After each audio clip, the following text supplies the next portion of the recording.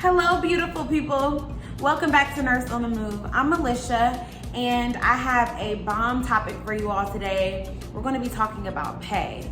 So pay is the main reason why a lot of nurses are travel nurses. They've been at their staff jobs and they're tired of being overworked and underpaid. So we're going to talk about what are some things to look for. And we're going to talk about what are some things to avoid. And we're also going to talk about how much you should be getting paid based on your specialty and based on where you're staying or where the area that you're moving to.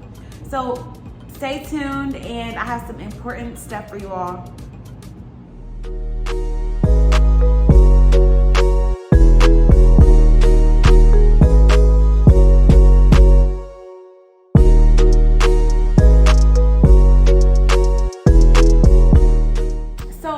Things first, let me say, the COVID crisis has made pay go up very high, and then once COVID started dwindling away, it started going back down. So now we're seeing another increase in these pay rates, but for the most part, they have options of whether you want to work 36, 48 hours, or 60 hours. So before you lock in an assignment for 5K a week, 4K a week, ask yourself, do I want to work 48 or 60 hours a week?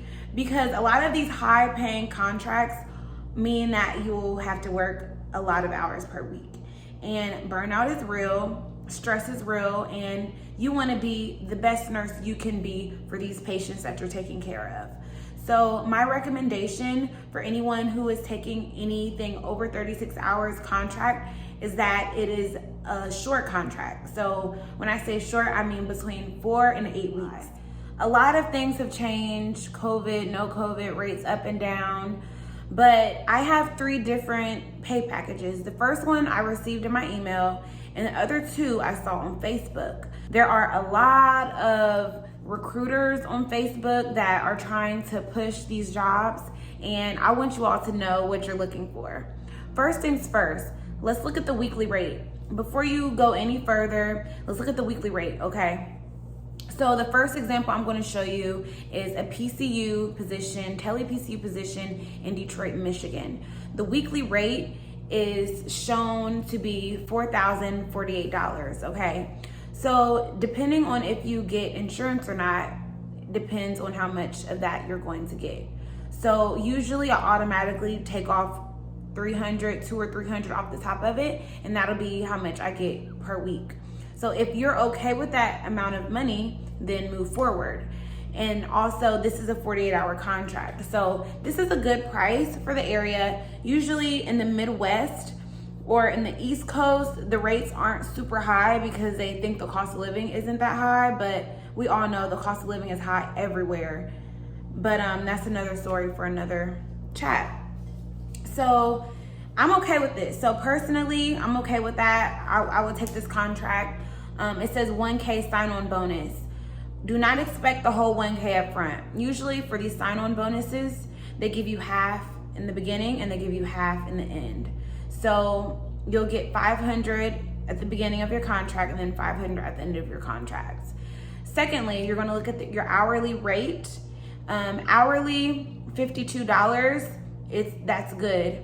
Anything below $20 is not good, because the IRS is gonna look at it like, okay, you're a nurse and you're making less than $20 an hour, which means that you will be more likely to be audited for taxes. And we don't want to play with the IRS. Like, we don't want to play with them. They is not one of them. Okay?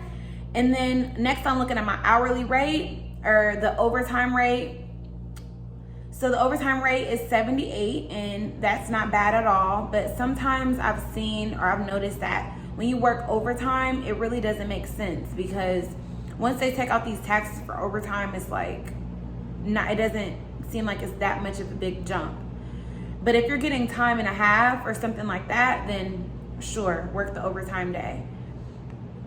And lastly, you're going to look at your non-tax weekly. So weekly, my non-tax amount of money, and it looks like they combined it as far as meals and lodging, is $1,344. So whenever I see my weekly untaxed, I'll automatically multiply that by 4, which will be how much I would have for the month. and for the month it will be $5,376. So from that money that I have untaxed weekly, I usually allot a certain amount of money for my housing. I usually find my own housing.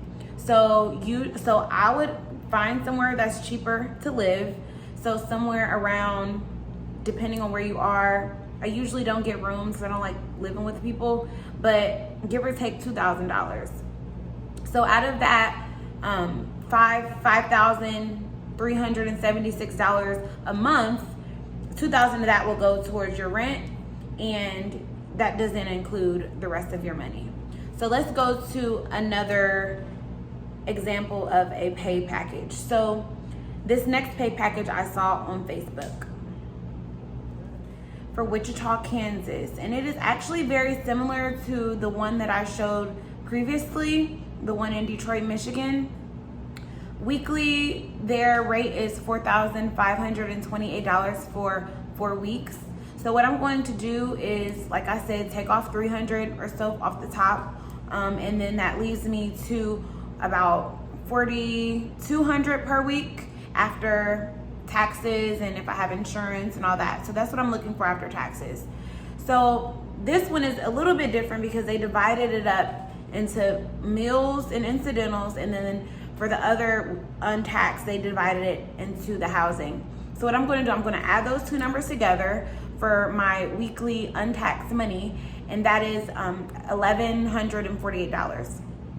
So I'm going to divide that by 4, and for my weekly amount that is untaxed, or my monthly amount that is untaxed, we have $4,592. So honestly, I'm going to go where the money resides. So whether it's super far or super close, I'm going for the rates personally. So this one is, like I said, very similar to the previous one. What you'll notice is when the hourly rate or the tax amount decreases, you can get more money in stipends, and vice versa. The less money that you get for your hourly rate or your tax rate, they increase it in stipends. That's why you'll see some places that will give you $25 an hour, but you're still making way more because they're able to put more of the money in the untaxed money. So it's kind of confusing a little bit, but the main thing is that you're steering way above, well, not way above, but during the pandemic, you need to be well above the $20 hourly rate. But before the pandemic, you would see certain travel companies hourly that would say about $25 an hour, but you would still be making weekly about $2,000. And this is before the pandemic and telemetry. So I was able to find a contract that is exactly like the example that I said earlier. Here you see that there's a $30 per hour hourly rate that is taxed, and that is on the low spectrum of the other things that we saw previously. But as you see, there is a higher amount of money in the weekly housing allowance and the weekly incidentals. So we're looking at around $1,700 for a weekly untaxed amount of money. So when the hourly goes down, the untaxed goes up. I hope this helps. I hope this video was helpful for you, and I hope that you can use this information to your advantage. Don't let nobody get over on you. Make sure you get to the bag and have fun while doing it. Be sure to turn on your notifications so you can get all my videos. Have a good week.